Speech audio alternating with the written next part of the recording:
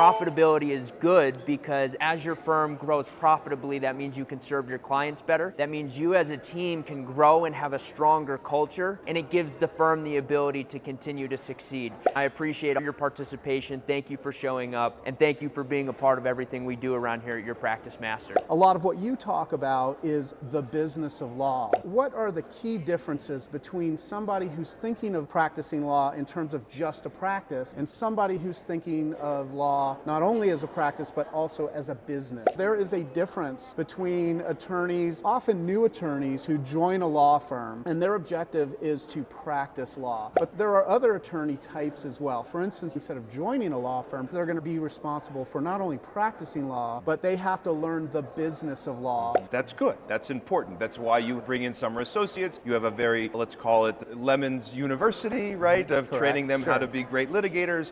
However, what they do in the litigation is only part of the overall business. It's essential as a lawyer grows and they master their skill, they also start to understand the other aspects of what happens in a law firm and how what they do integrates with those things. In other words, even from marketing and lead flow all the way to setting appointments, getting people to show up, retaining the firm, onboarding them, getting them to pay their bill, and then moving through the litigation process. If the litigation attorney understands what they do and what all the other departments do, everything works more cohesively. That means that attorney that's working in the law firm has a responsibility to open their mind to the possibility that they're going to have to learn more than just about the law. Now, the tactical skill of being a good litigator is essential. They have to have that foundation. But then they need to learn to grow past that. Does that make sense? Yes.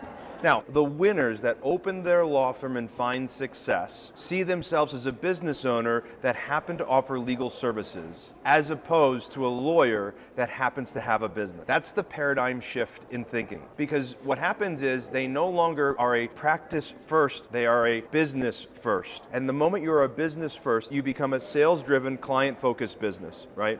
We have to be profitable cash flow wise on day one. So in order to be profitable, we have to run it like a business. Profitable is good for three particular people. The shareholders of the company, because they get to realize some dividends. But most shareholders pour more of their dividends back in the company for growth and they just take out of the company, generally speaking. Second, it's good for the clients because we get to invest in better technology, better people, pay our people better so that we have a higher quality level of service. And third, it's great for the team because now we can recruit A players, we can compensate at the highest possible level to make sure people not only enjoy their work, but they feel they're being paid well to do their work. And we can create a path for growth because the firm can continue to invest and grow and everybody can win. So having yourself be a business-minded individual that happens to be a practitioner allows you to build a law firm faster, more efficiently with a higher level of profit and customer service than would if you were a practitioner first and business second. Does that make sense? Absolutely, 100%.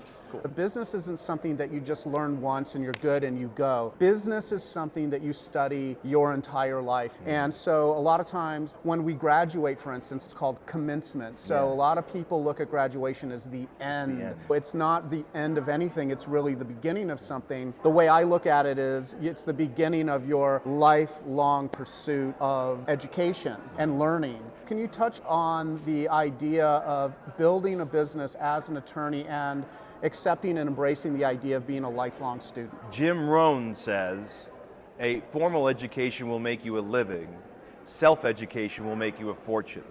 That's the reality. So in 1987, I was given my first copy of Think and Grow Rich. It took me 3 years to read that book because I didn't like reading, but then he gave me my first audio cassette called Lead the Field by Earl Nightingale. And I could listen to that in my Toyota Tercel, my 1981 Toyota Tercel that I would drive down the road and I'd absorb all of these lessons attending what I called Automobile University. In 1993, I got introduced to reading through John Grisham's book, The Firm, because my buddies were all reading it and then going to watch the movie, and they said I had to read it too, and I did, and then I saw the movie, and I'm like, oh my gosh, the movie was good, but the book was so much better. And in 1993, I committed myself to reading a book a week for as long as I live. I'm 53 years old. That was 30-ish years ago, right? And I am now can tell you that I've effectively read a book a week all that time. Now today, I read to revelation, not to completion. So when I get a new idea in a book, I stop and I implement rather than just feeling like I have to finish the book because I have nothing to prove any longer. And so I will tell you that people tell me that I'm lucky, and I tell you that's not true. I was very prepared for the opportunities that came my way. And so whether you're going to open up your own firm or you work in a firm, having a continual form of self-education will make you better for either the business that you own or the team that you operate on. We just interviewed a couple of 3 stars that were here, and all of them independently said some version of, we are constantly learning, we are constantly growing. One of them said they invested over $75,000, the exact number was, last year in self-education. The other one is doing 8 figures in their practice with 45% profitability and is still studying and learning multiple different strategies to figure out how to best take their firm to the next level. You will, if you stop learning, you start dying. And that's just how it goes. People think it's over when they got their formal education. That's just the beginning. Earl Nightingale said many years ago, success is found in the pursuit towards a worthy ideal. But know that the way that journey happens is by you getting better at what you do. And the only way you get better at what you do is by investing in yourself through education. Here's the reality. In order to become a better version of where you are today, you're going to have to choose to suffer. And that suffering likely is going to come in investing time in doing something you may not want to do all that much of, which is self-education, self-growth, stretching yourself, pushing yourself to the limit.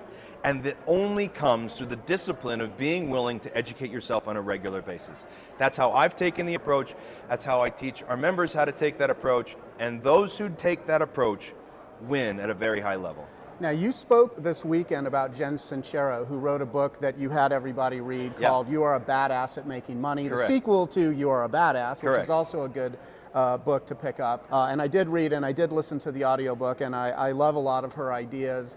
They hit me like a ton of bricks because every single one of these people were blindsided by this guy that shows up there at their beautiful homes, driving their beautiful cars and asking them how they made their money. And these are people that reported making as much as I think $10 million in a year or something like that. And that idea alone opens up doors for people that it is possible to do something like that. But what was so interesting in those videos is the follow-up question, which is, have you ever been broke before? Yeah. And every single person said, oh yeah, I've been broke. Let me tell you, I've been broke.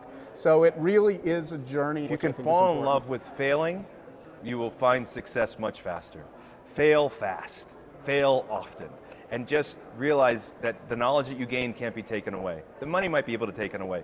The house could be taken away. The business could be taken away. The knowledge can't be taken away. And if you were to lose it, God forbid, you could have it back 5 times as fast as you built it the first time because you now have the knowledge.